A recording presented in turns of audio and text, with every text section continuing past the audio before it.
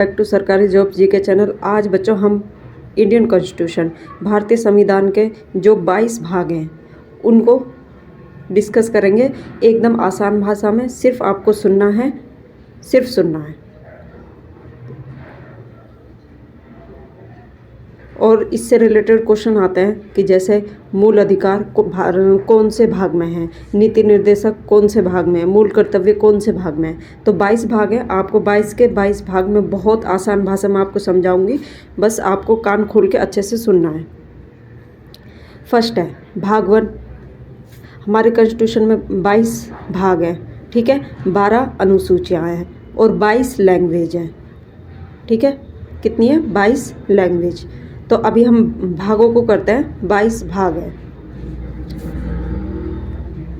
और जो आर्टिकल होते हैं, अनुच्छेद होते हैं, वो भाग के अंदर ही होते हैं, भाग के अंदर, ठीक है। तो फर्स्ट में है संघ और राज्यों के बीच का क्षेत्रफल का निर्धारण।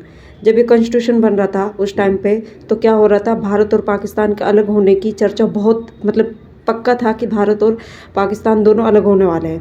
और उस टाइम पर फिर दोनों देशों के बीच की जो देश बनेंगे उनके बीच जो रेखाएं होंगी, राज्य बनेंगे, कौन सा राज्य पाकिस्तान में होगा, कौन सा राज्य भारत में होगा, कहाँ कैसे क्या बाउंड्री होगी, क्षेत्रफल का जो निर्धारण होगा, तो वो भाग 1 में। सबसे पहले तो कोई भी चीज़, अब इसको एक कहानी के तौर पे सुनना है आपको कि हम कुछ भी चीज़ बना रहे हैं तो पहले से एक देश बनाना है। वो देश में सारे उस देश के अंदर राज्य होंगे, है ना। तो ये है, तो उसका एक क्षेत्रफल निर्धारण होगा कि कौन सा राज्य बनाना है, क्या है। ये जितने भी राज्य बनते हैं, न्यू स्टेट बनते हैं, तेलंगाना जैसे न्यू स्टेट बना था, तो ये सारे के सारे भाग 1 के अंदर है, ठीक है। संघ और राज्यों के बीच का जो क्षेत्रफल है उसका निर्धारण भाग 1 है। अब हमने देश बना लिया, राज्यों से राज्य बना लिए।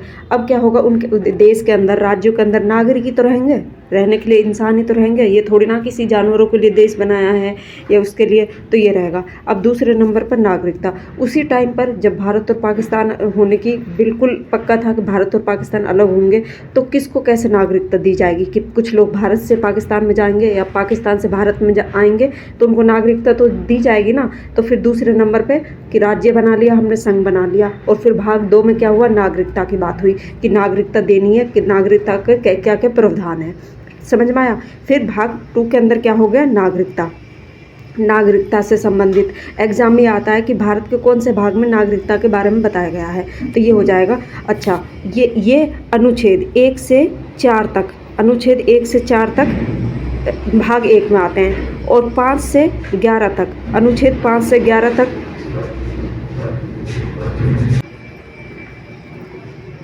5 से 11 तक, आर्टिकल 5 से 11 तक नागरिकता के बारे में है, ठीक है। उसके बाद है 12 से 35, अनुच्छेद 12 से 35, ये हमारे मूल अधिकार है, ठीक है।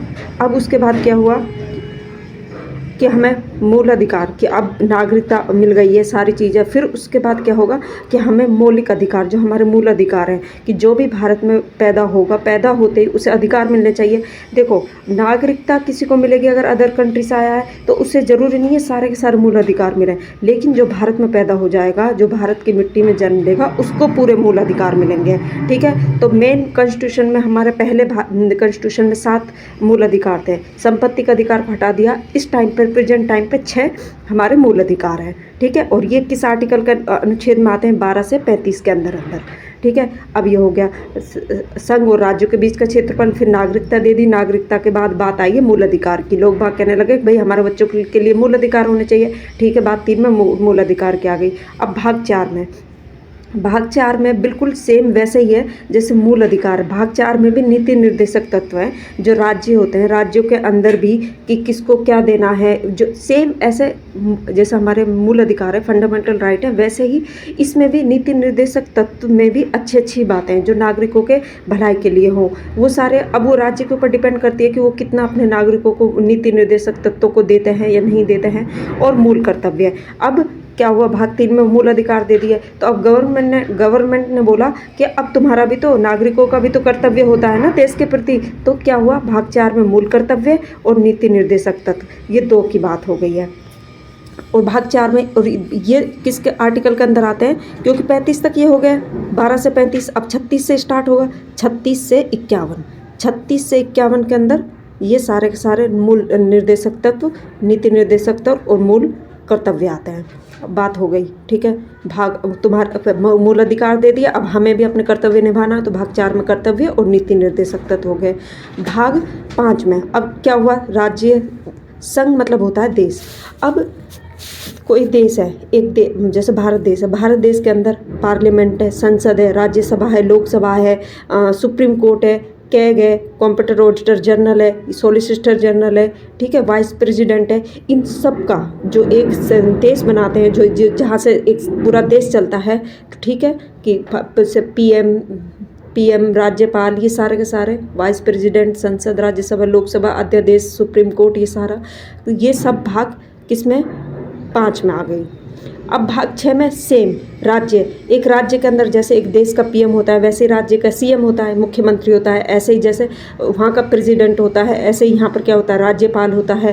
तो वहाँ पर सुप्रीम कोर्ट होती है, राज्य में क्या होती है, हाई कोर्ट होती है। तो ये हो गई, पहले देश की बात करी, देश के अंदर कौन कौन देश को क्या सब कौन संभालेगा, क्या है, संघ की बात हो गई, राज्यों की बात हो गई। उसके बाद है ये जो भाग 5 है, 36 से 51, तो ये हो गए भाग 4 में। अब 52 से आर्टिकल 52 से 151 तक, 52 से 151 तक भाग 5 में आ गए। अब उसके बाद है भाग 6 में हमने पूरे राज्य की बात कर ली। अब पूरे राज्य के ये सारे के सारे हो गया, देश की कार्यपालिका। अब राज्य में सेम, हमें जब पीएम की बात करेंगे संघ देश में करेंगे, राज्य में सीएम की बात करेंगे, हाई कोर्ट की बात करेंगे, वहाँ सुप्रीम कोर्ट की बात करेंगे कि एक देश को कैसे चलाया जाता है, एक राज्य को कैसे चलाया जाता है। अब नेक्स्ट है भाग 6 तक आपको अब बहुत अच्छे समझ में आ गया। हमने देश बनाया, राज्य बनाए, फिर उनको नागरिकता दी वहाँ के लोगों को, फिर लोगों से बोला अब हमारे बच्चों के लिए मूल अधिकार दो, मूल अधिकार दे दिए गए। फिर उनसे पूछा अब हमने मूल अधिकार दे दिया, अब तुम भाग 4 में क्या होगा, अब तुम्हारे नीति निर्देशक तत्व हैं जो राज्य तुम्हें देंगे और तुम्हारे भी ड्यूटी बनती है, मूल कर्तव्य तुम्हारे होंगे। उसके बाद है संघ के अंदर क्या क्या आएगा, जो मैंने बताया है, प्रधानमंत्री, राष्ट्रपति, वाइस प्रेसिडेंट, संसद, राज्यसभा, लोकसभा, ये सब मेंबर ऑफ पार्लियामेंट। भाग 6 में सेम वैसे ही जैसे देश के अंदर है वैसे ही राज्य के अंदर है, सीएम, हाई कोर्ट, राज्यपाल और ये सारे के सारे, ठीक है। तो भाग 6 हो गए। अब भाग 7 की बात होती है। भाग 7 नहीं पूछा जाता है, भाग 7 नहीं पूछा जाता है, ये सिर्फ जो अनुसूचियाँ हैं, 12 अनुसूचियाँ ना, तो ये अनुच्छेद 3238 भाग, इसका डिस्कशन प्रथम अनुसूची में भी और इसमें भी है, तो इतना नहीं पूछा जाता है। उसके बाद भाग 8, अब हमने क्या करा है, देखो देश की बात करी, उसके बाद हमने क्या करी, राज्य की बात करी, राज्य, उसके बाद यूटी, ये होता है ना, या तो राज्य है या यूटी की बात होती है, केंद्र शासित प्रदेश, जहाँ पर केंद्र का शासन होता है, यूटी। इस टाइम पर, प्रेजेंट टाइम पे भारत में 28 तो राज्य हैं और 8 यूटी हैं, जब से जम्मू कश्मीर को विशेष स्टेट से दर्जा जिस पर हटाया गया है, ठीक है। तो अब जम्मू कश्मीर यूटी हो गया, तो अब 8 ही राज्य हैं, 8 ही यूटी है। तो इसमें यूटी की सेम बात होती है। यूटी में क्या होता है, सेंट्रल गवर्नमेंट का शासन होता है, वो किस तरीके से शासन करेगा। सिर्फ और सिर्फ 2 ही यूटी हैं जहाँ पर क्या होता है, सीएम है। एक तो दिल्ली यूटी है, लेकिन यहाँ पर सीएम है, जैसे, और उसके बाद है पुडुचेरी, यहाँ पर भी सीएम होता है। उसके बाद जो 6 यूटी है वहाँ पर कोई सीएम नहीं होता है, वहाँ पर पूरा केंद्र से ही शासन होता है। केंद्र की जो सेंट्रल गवर्नमेंट की होती है वही उस वहाँ पर शासन करती है। भाग 8 की हो गई, राज्य देश की बात हुई, फिर राज्य की बात हुई, फिर यूटी की भाग 8 में। भाग 9 में पंचायत राज व्यवस्था, पंचायत की जैसे एक गांव में होती है पंचायत होती है, वैसे ही शहरों में क्या होती है, नगर पालिका होती है, ठीक है, नगर पालिका होती है। और उसके बाद होती है नगर पालिका, नगर निगम, और 9A में नगर निगम आ जाएगा, और 9B में सहकारी समितियाँ, कोऑपरेटिव जो होती है वो 9B में आ जाएगा। अब हमने भाग 9 कर लिया है, मैंने बहुत अच्छे से समझा दिया है, भूलोगे नहीं आप, एकदम आसान भाषा में। अब एग्जाम में ऐसा पूछा जाता है कि यूटीओ पर शासन कौन सा भाग में है, 8 में। भाग 9 में क्या है, पंचायत की राज व्यवस्था, नगर पालिका, सहकारी समितियाँ। ऐसे ही संघ और राज्यों के बीच का क्षेत्रफल निर्धारण भाग 1 में है, नागरिकता भाग 2 में है, मूल अधिकार भाग 3 में है, नीति निर्देशक मूल कर्तव्य भाग 4 में है, फिर संघ की बात हो रही है, फिर राज्य की बात हो रही है, फिर 7 हमें याद नहीं करना, फिर सीधा 8 पे आना है, यूटी पे। तो ये पूरे के पूरे मैंने आपको 9 याद करा दिए, 22 भाग हैं। ऐसे ही सेकंड वीडियो आएगी। और बच्चों ठीक है, आप अगर आपको समझ में नहीं आया हो, 1-2 बार सुनना, आ जाएगा अच्छे से समझ में। मैंने बहुत ईजी, बहुत आसान भाषा में समझाया है आपको, और 1-2 बार वीडियो को देखोगे आ जाएगा। बच्चों ठीक है, लाइक शेयर सब्सक्राइब जरूर करना। जय हिंद।